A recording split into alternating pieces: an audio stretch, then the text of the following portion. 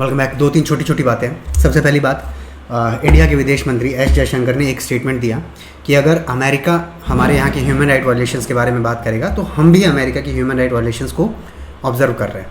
ठीक है, ऐसा उन्होंने इसलिए कहा क्योंकि एक दिन पहले ही एंटनी ब्लिंकन ने, एक जॉइंट प्रेसर होता है, कभी भी कोई डिप्लोमेटिक मीट होती है उसके बाद जॉइंट प्रेसर होता है, दोनों जने बैठे होते हैं और फिर वो प्रेस को संबोधित करते हैं।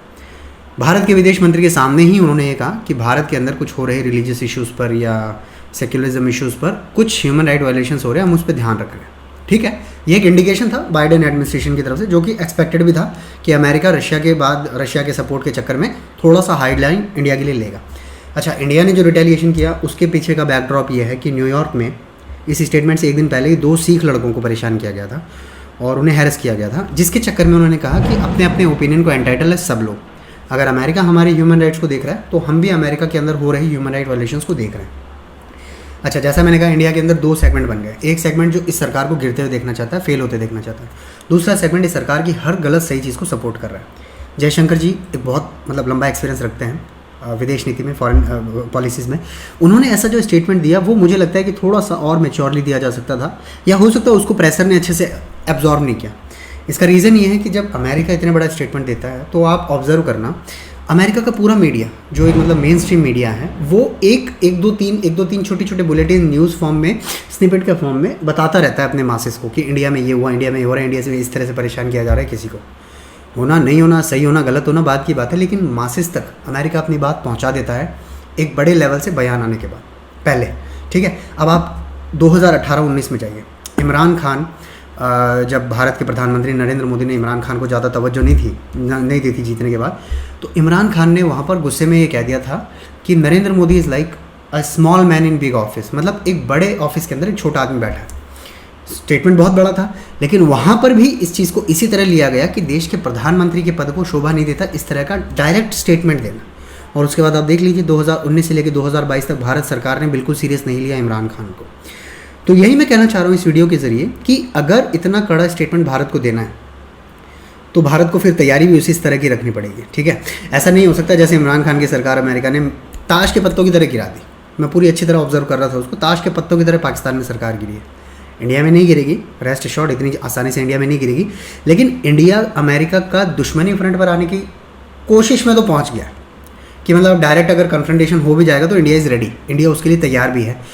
और ये सही भी है, जस्टिफाइड भी है, क्योंकि अभी जिस तरह की जियोपॉलिटिकल सिचुएशन बन गई पूरी दुनिया में, देखो मानो या मत मानो 2 धड़े पक्के हैं। एक धड़ा रशिया की तरफ हो गया, एक धड़ा अमेरिका की तरफ हो गया। अब ये दोनों दोस्त नहीं है, खुल के सामने पता चल रहा है, या तो इंडिया को रशिया के साथ जाना है या इंडिया को अमेरिका के साथ जाना है। एक तीसरा फ्रंट ये हो सकता है कि इंडिया अपना एक अलग वजूद रखे, लेकिन इस वजूद को रखने में समस्या क्या है? फिर आप पाकिस्तान की तरफ जाइए। अभी इमरान खान को जो हटाया गया है उसके पीछे कारण ये है कि ये वेस्टर्न पावर्स को नज़रअंदाज करके इस्लामिक वर्ल्ड को अपनी तरफ मिलाने के ट्राई में था। अटैम्प्ट अच्छा था, नेचुरल इस्लामिक वर्ल्ड में बहुत ज़्यादा तेल है, इकोनॉमिकल सुपर पावर्स बन सकती हैं अगर सारा जो इस्लामिक वर्ल्ड है, अगर ये टेररिज्म को छोड़ दे। इनको समझ नहीं आती ये चीज़। टेररिज्म का जो इल्ज़ाम है, अगर इस टेररिज्म के लिए इस्लामिक वर्ल्ड सामने आके टेररिज्म ख़त्म कर दे तो जो 57 कंट्रीज़ है oil importing and producing companies है, ओपेक कंपनीज़, ये दुनिया की सबसे ज़्यादा अमीर ताकत हो जाएगी। इसका कारण क्या है? इसका कारण ये है कि तेल अपने टर्म्स पे बेच पाएंगे, लेकिन इनस्टेबिलिटी है। सीरिया की लंका लगी पड़ी है, यमन की लंका पर लगी पड़ी है, पाकिस्तान को ये भीख देते रहते हैं, तो इनका ज़रूरत से ज़्यादा वेस्टर्न पावर्स का इसके अंदर इंटरफेरेंस हो जाता है। इसकी वजह से ये कभी एक नहीं हो पाए।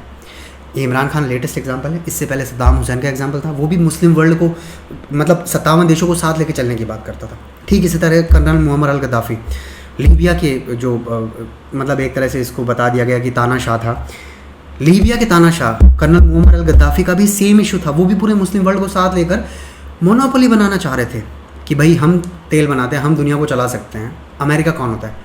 मुअम्मर अल गद्दाफ़ी गया, इसी तरह सद्दाम हुसैन गया, सीरिया के अंदर जो बशर अल असद था उनकी हालत ख़राब कर दी। तो 100 बात की एक बात है, अगर आप उस वेस्टर्न पावर को सीधा फ्रंट पर चैलेंज करोगे तो तैयारी घर में उसी लेवल की रखनी पड़ेगी। ठीक है, अब एक बात और, आने वाले 5 से 10 साल में भारत बदलेगा। ठीक है, अगर कोई बिज़नेस करना चाहता है this is the perfect time. इसका कारण ये है कि मैंने आज से 10 साल पहले जब इंजीनियरिंग की थी तो उसमें सेमीकंडक्टर दुनिया चलाती मुझे समझ आ गई थी, और जो मैंने इंजीनियरिंग की वो इंजीनियरिंग कॉलेज किसी ने बनाया, उसकी किताबें किसी ने लिखी, टीचर्स भी थे, रिसर्च भी हुआ, सब कुछ था। तो दुनिया को पता है सेमीकंडक्टर दुनिया चलाता है, सेमीकंडक्टर एक ऐसी चीज़ है जो दुनिया चलाने की हिम्मत रखता है। आज तक मोनोपोली है कुछ कंट्रीज़ की। अगर सेमीकंडक्टर इंडिया में बनने लगेगा तो डेफिनेटली हम बेटर सिचुएशन में होंगे। तो 100 बात की एक बात है कि इतना जल्दी खुश मत होइए, भारत स्ट्रांग होगा और यहाँ से और स्ट्रांग होके जाएगा। अगर कोई सरकार को गिरते हुए फेल होते देखना चाहते तो अपनी एम्बिशंस है, इंडिया को फेल होने का एक्सपेक्ट मत करो। इंडिया सर्वाइव करेगा और बहुत अच्छा ग्रो करेगा।